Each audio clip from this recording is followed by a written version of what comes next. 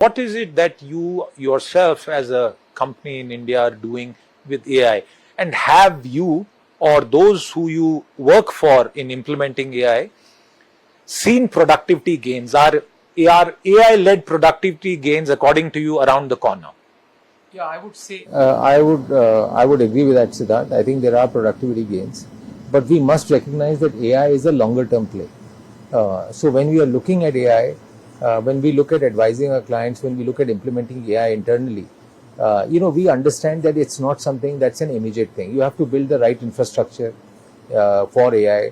You have to ensure that the data layer is right. Then you have to do the POCs. Then you have to ensure that the POCs get implemented. And then you look at what are the organizational changes that you require for productivity gains. So I think it will take time, but I think it's very visible and very clear that productivity gains will happen.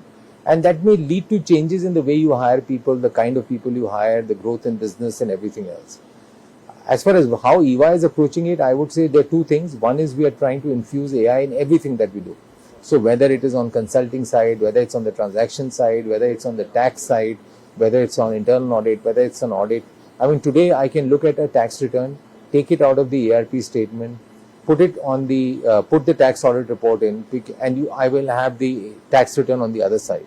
So basically, the entire computation of tax return from the financial statements has been entirely automated.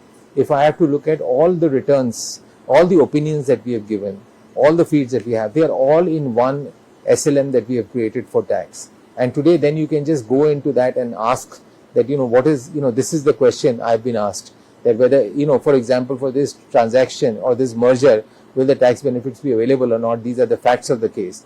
And, you will have at least the first level response coming out from the AI SLM that we've created. So, when these things finally get perfected, tuned, the productivity gains will be huge. And likewise, it's on the audit side, supply chain, due diligence, every area.